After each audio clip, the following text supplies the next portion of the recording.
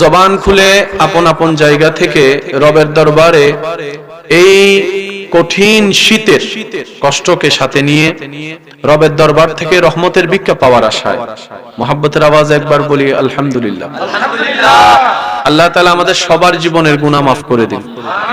আল্লাহ মেহেরবানি করে আমাদের সবার মা বাবার গুনাহ মাফ করে দিন। আমাদের যত আত্মীয় স্বজন এবং এই এলাকায় যত কবরবাসী এই মুহূর্তে কবরের কঠিন আযাবে কষ্ট পাচ্ছে, আল্লাহ দয়া করে প্রত্যেকজনের দোয়া কবুল করে প্রত্যেকটি কবরবাসীকে আযাব থেকে মুক্তি দান করুন। শীতের তাপমাত্রা একটু বর্ধিত, টেম্পারেচার খুব নিচের দিকে যাচ্ছে, জনজীবন একটু কষ্টময়। কিন্তু মনে রাখবেন, শীতকাল মুমিনদের জন্য বসন্তকাল। সুবহানাল্লাহ বলুন। শীতকালের রাতের ইবাদত, গরমকালের দিনের রোজা। সুবহানাল্লাহ। অনেক কিছুই কষ্টের, সবকিছুই কষ্টের, কিন্তু সে কষ্টটার সাথে যখন রবের নাম জড়িত হয়ে যায়, মুমিনদের কাছে সে কষ্টটাও আনন্দের হয়ে যায়। নিজের ঘর বাড়ি সাজানো বাগান ছেড়ে কেউ কখনো যেতে চায়? দরকার হলে নিজের আপন ভাইয়ের সাথে ঝগড়া করে মামলা করে 10 বছর জায়গায় 30 বছর মামলা লড়বো, তারপরও জায়গা 1 ইঞ্চি ছাড়তে রাজি। কিন্তু যখন হুকুম চলে আসে মক্কাতুল মুকাররমায়, নবী রাহমাতুল লিল আলামিন নিজের জন্মস্থান মক্কা ছেড়ে মদিনার বুকে চলে গেলেন।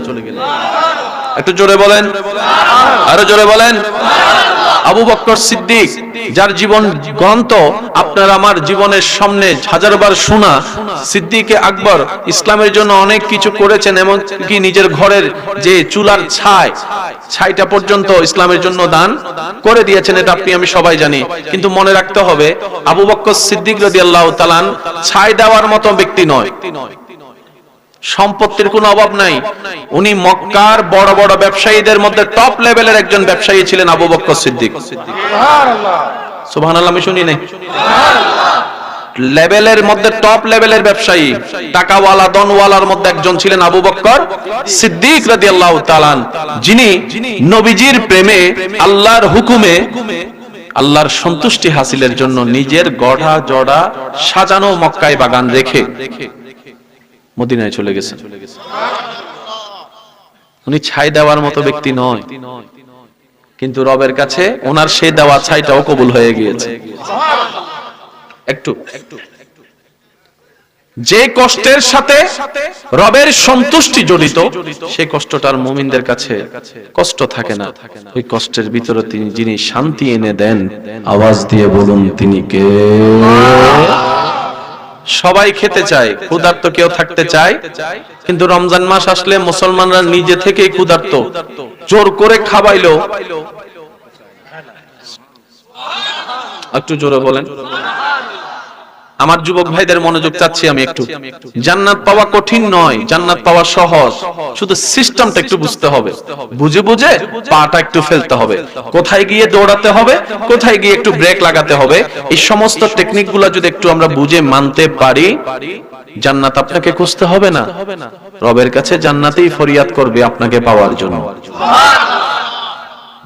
সবাই কেড়ে খেতে চায়, আর রমজান মাসে দিনের বেলায় কাউকে যদি জোর করো বার্গার খাওয়ায়,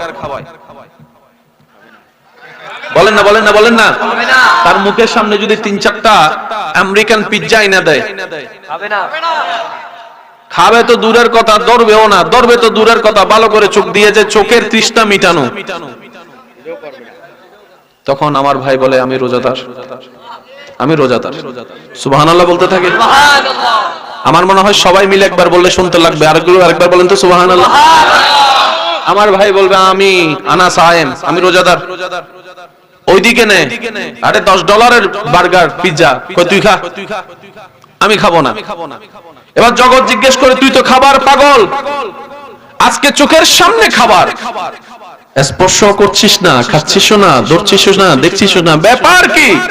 বলে আজকের দিনে আমি যদি আমার সেই চাহিদাটাকে কন্ট্রোল করতে পারি, দুনিয়ার পিজ্জা যদি আমি না খেয়ে রোজা রাখতে পারি, আমার রব্বুল আলামিন জান্নাতের খাবার আমার জন্য রেখেছেন। এই মুসলমান আর সাধারণ মানুষের পার্থক্য এখানে হয়। সাধারণ মানুষ বলে যে নগদে নারায়ণ, আপনাদের এখানে বলে কিনা জানি না এই শব্দটা, মানে নগদে নারায়ণ, সব নগদ হিসাব। মুসলমানদের কাছে নগদ নাই, বাকি। সুবহানাল্লাহ। বাকির নাম বলেন না, বাকির নাম। সেজন্য অনেক দোকানে লেখা আছে বাকি চাহিয়া এটার কারণ কি জানেন? ক্রেতা বিক্রেতা আমাদের মতো বাটফার, সেজন্য বিশ্বাস নাই। আর এখানে মুসলমানরা বাকি রাখতেছে সবকিছু আহকামুল হাকিমিন রহমানুর রহিমের কাছে, যেই আল্লাহ ওয়াদা খেলাফ করে না, যিনি হ বললেই দিন রাত হয়ে যায়, রাত দিন হয়ে যায়। সেজন্য এখানে লস বলতে কোন শব্দ বলেন না, লস বলতে শব্দ। দোকানে যদি 5 টাকা দেন জিনিস পাবেন কয় টাকার? যুবকরা একটু জোরে বলেন। 10 টাকার জিনিস দিলে মূল্য পাবেন, জিনিস পাবেন কয় টাকার? কিন্তু রবের দরবার এমন দরবার, রব বলে যে ব্যবসাটা একবার আমার সাথে কর। সুবহানাল্লাহ। দুনিয়াতে ব্যবসা অনেক করছস, 50-50 লাভ নাই। আজকে আছে লাভ, কালকে কত বড় বড় ফ্যাক্টরি গার্মেন্টস ওলা বন্ধ হয়ে গেছে। এই আওয়াজ দেন, আরো জোরে বলেন। লাভের জন্যই তো দিয়েছিল, লসের কান্দা এখন মাথার উপরে, ঋণের বোঝা মাথার উপর বসে আছে, লাভ নাই। রব বলে যে আমার সাথে ব্যবসা কর। আল্লাহ তোমার সাথে ব্যবসা করলে লাভ কেমন? রব বলে যে সর্বনিম্ন 10 গুণ। আল্লাহ তুমি যত শানওয়ালা, তোমার সাথে তো 10 গুণ, এটা যায় না। রব বলে যে তুই নিজের দিকে তাকা, তোর দেশে কয় গুণ ফাস বুঝে নেন।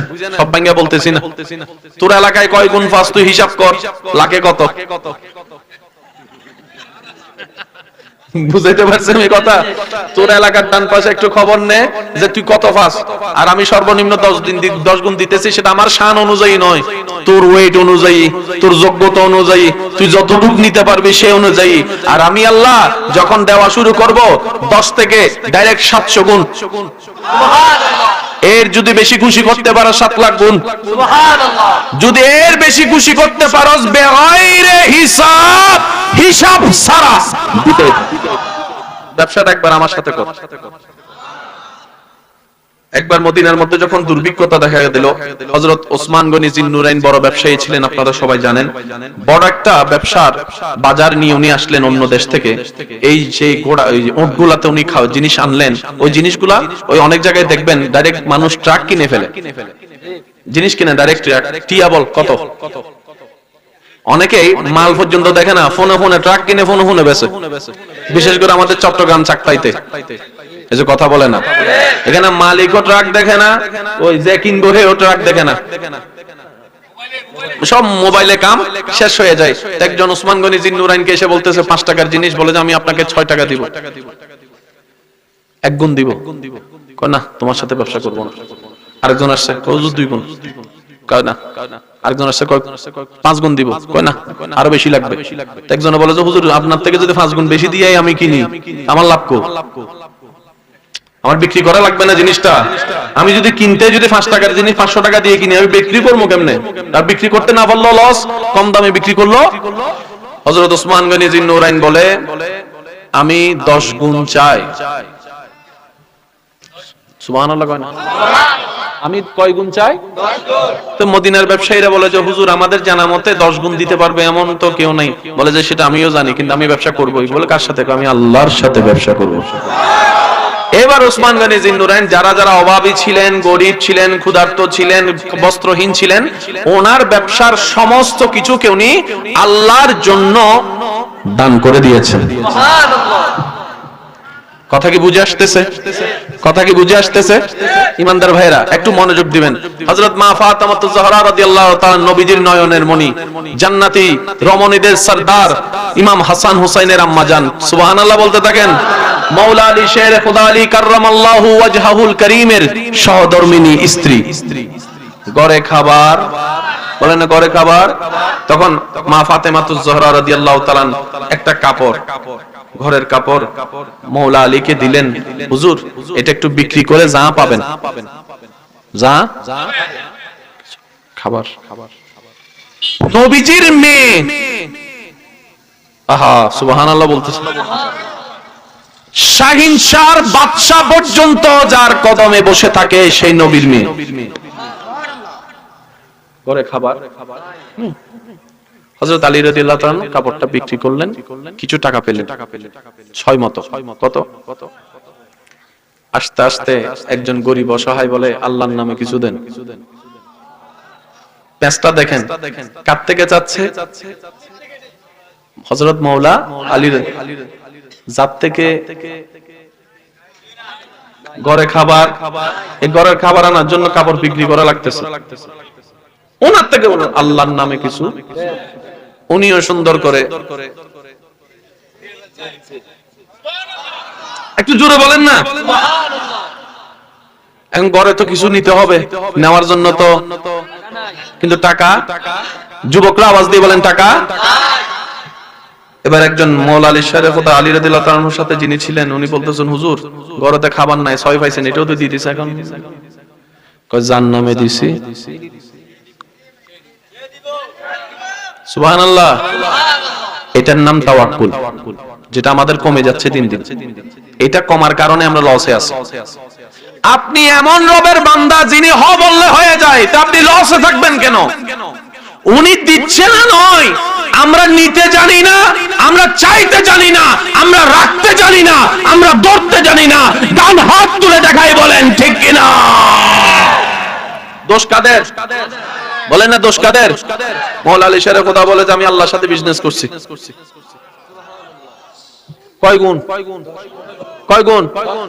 6 এর 10 কত? 60। 6 গুণ 10 কত? আরো জোরে বলেন।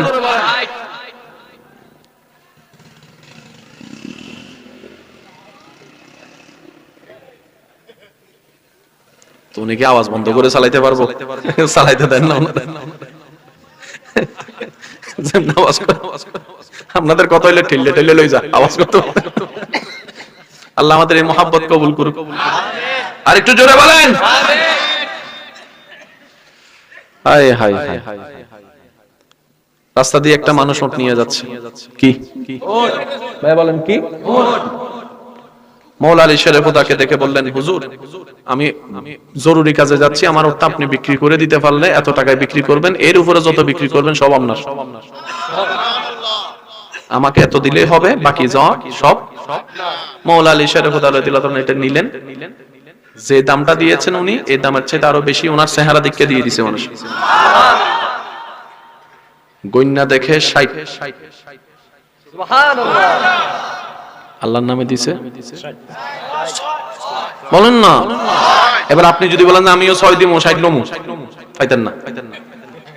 এই হিসাবে জায়গায় অনেকে বলে আমি তাসবিহ পড়ে চাইছি, আমি মুনাজাতে চাইছি, তাহাজ্জুদ পড়ে চাইছি, আল্লাহ আমারে দিল না। ভাই আপনি তাহাজ্জুদ পড়ে চাইছেন কথা সত্য, কিন্তু এই আগ পর্যন্ত আপনি যে কিতা কিতা করছেন এই হিসাবটা একটু করতেন না? হ্যাঁ, কালকে অঙ্ক পরীক্ষা আজকে চাইলে আপনার কাছে কি আল্লাহর সাথে এরকম ডিল আছে না? চাইলে দিতে হইব। আজকে চাওয়াটা কবুল হওয়ার জন্য নিম্নে আপনাকে 6 বছর তো পরিশ্রম করতে হবে। আপনি 6 বছর তো মাথায় জুগান নাই শুক্রবারে 2 রাকাত ছাড়া। এই কথা কয় না আরো জোরে? সপ্তাহে কয় রাকাত? অস্বীকার করবেন? গতকালকেও পড়ছে তো। মসজিদে গেছে সবার শেষে, বাকিটা আপনারা কোন? মসজিদে গেছে সবার, বাইরে হইছে সবার।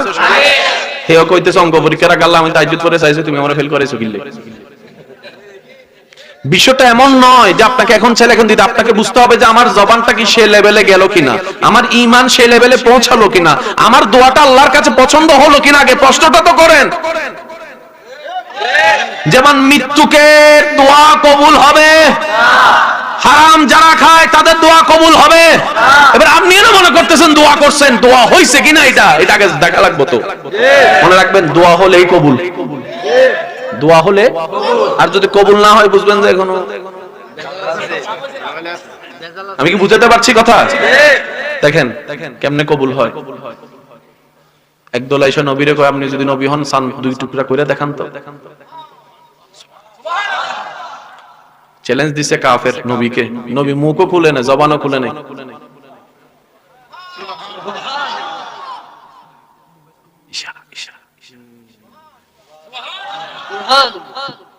মুসা নবী শুধু লাঠিটা দিয়ে। আমি কি বুঝতে পারছি কথা? বাইজিদ বুস্তামি দোয়া করছেন, আল্লাহ সন্তান হারাকে সন্তান দিছেন। ওই দোয়াটা করার আগে উনি নিজেকে আগে বাইজিদ বুস্তামি বানাইছেন। তো দোয়াটা করছেন। আর আপনি আমি কিছু না হইয়াই এখন যখন দেয় নাই আল্লাহ, বান্দা মন খারাপ করে, আল্লাহ আমি তোমার কাছে চাইছি তুমি দাও নাই। আল্লাহ কয় যে হাইয়া আলাস সালাহ বলে তোরে কয়বার ডাকছিলাম আমি? হাইয়া আলাস সালাহ শুনি নাই জীবনে? বলেন না। রব বলে হাইয়া আলাস সালাহ বলে কতবার ডাকছি তোরে? যতবার কানের মধ্যে আওয়াজ আসছে কম্বলটা বালা করে দিও। হিসাব মিলালে সব মিলানো লাগবে না? রব বলে বল বরঞ্চ তুই শুকরিয়া কর, তোর হাজার গুনাহ দেখার পর আমি গোপন করে তোকে ইজ্জতে রাখছি। তুই শুকরিয়া কর, তোর গলা আমি খাবারটা তোর গলার মধ্যে আটকাই দিই নাই। কি করতে পারতি তুই? তুই কি করতে পারতি? আমি আল্লাহ দয়া করে তোরে খাওয়াইছি যে তুই এত গুনাহ করার পর। কারণ কি? আমি আল্লাহ বানাইছি তোদেরকে আদর করে, মায়া করে, ভালোবাসা বানাইছি। এবার মওলা আলী শেরে খোদা আলী রাদিয়াল্লাহু তাআলা যখন পাইছে বরাবর ঘরে গেছে, তো মা ফাতেমারে দিছে। মা ফাতেমা কয় এটা তো এত টাকা জিনিস না, এত টাকা কই পাইলেন? কেমন স্বামী কেমন স্ত্রী দেখেন। স্ত্রী জিজ্ঞেস করতেছে এটা তো এত টাকার জিনিস নয়, এত টাকা পাইলেন কোথায়? আর আমগো বউ যদি আমগরে জিজ্ঞেস করে কোনায় আয়, ঠিক না কর না, কোনায় আয়। আর নইলে কইবো যে আনতেছি খাবি না, এত প্রশ্ন গিল্লা করস, ফেডা না পড়বি। হালাল হারামের প্রশ্ন করলে ঘরে জামিলা লাগা যায়, ঠিক কি না? হ্যাঁ। মওলা আলী বললেন আমি রবের সাথে ব্যবসা করেছি। ওই কিরকম? বলে যে ফাতেমা তুমি কি শুনোনি রব্বুল আলামিন কোরআনে বলেছেন মান জাআ বিল হাসানাতে ফালাহু আশরু আমসালিহা, আমি রবের নামে যে দিবে দিল থেকে এক, আমি আল্লাহ সর্বনিম্ন তাকে 10 গুণ। আর আমার রব কখনো ওয়াদা খেলাফ করে? বলেন না আরো জোরে। আমাদের রব কখনো ওয়াদা খেলাফ করে? সেজন্য মনে রাখবেন যেখানেই রবের রাস্তা পাবেন দিবেন, সব তো একটাই, হালালটা দিয়েন। কোনটা দিবেন? এটা একদম অল্প থাকুক, 1 টাকা থাকুক, ওইটা দেন। 2 নম্বরে মসজিদের মধ্যে শুক্রবারে কিছু দেয়নি। যুবকরা তো কখনো টাইম পাও না, আগামী জুমায় একটু যেখানে বক্সটা খুলবে একটু তোমরাও তার থেকো। যত ফাটা, যত সিরা, যত টেপ লাগানো, আমরা যে কত বড় গাদা দেখেন। বাপনি চালাক কিন্তু আমাদের মতো গাদা পকেটের মধ্যে দিয়েছে, আরো টাকা নেই, বাচ্চা বাইর করছে কোনটা? আচ্ছা আপনি না হয় আল্লাহর জন্য সিরাটা দিবেন, আল্লাহ যদি আপনার জীবন সিরালায় তখন কি করবেন? এসব কথা কেন আরো জোরে বলেন না। আপনার আমার কি একটু আকল বুদ্ধি নাই? কারে দিতেছি? যিনি গোপনও দেখে বাইরেও দেখে, যিনি দিনও দেখে রাইতেও দেখে, যিনি ঘরের ভিতরেও দেখে, যিনি মানুষের হৃদয়ের খবর জানে, সে আল্লাহর ঘরে দিতেছি ফাটাটা। আমার মতো গাদার আসেনি স্যার কোন তো এর লাগে তো আমগো তকদির ফাইটতে যায়। আমরা সব সময় আল্লাহর ঠকাইতে চাই। বিপদে বললে আল্লাহর লগে ওয়াদা করি, আল্লাহ আর জীবনে। বিপদ থেকে উঠতে গেলে কয় 3টা লো। আমি কি বুঝাতে পারছি কথা? কষ্ট হচ্ছে না তো আপনাদের? শীতে কি জমে গেছেন নি কোনো? যাদেরকে আল্লাহ জবান দিয়েছেন তারা একবার ফুল বলিয়ে বলেন মারহাবা। মাশাআল্লাহ, সামনে পিছনে ডাইনে বামে সবাই মিলে বলেন মারহাবা। এবার যার যত শক্তি আছে বলেন আল্লাহ। জীবনে এই জবান দিয়ে অনেকবার অনেকজনকে ডাকছি, কিন্তু রবকে ডাকার হয়তো সেরকম সুযোগ হয় নাই। রবকে হয়তো দিল দিয়ে ডাকার, কখনো অনুভব করে ডাকার সুযোগ হয় নাই। চলেন আজকের এই শীতময় পরিবেশে রবের রহমতের কথা স্মরণ করে, যিনি আপনার আমার হাজার গুনাহ জেনেও গোপন করে রেখেছেন, রিজিক দিচ্ছেন প্রতিনিয়ত, দয়া করছেন, সে রবকে একটু মায়া করে ডাক দেন আল্লাহ।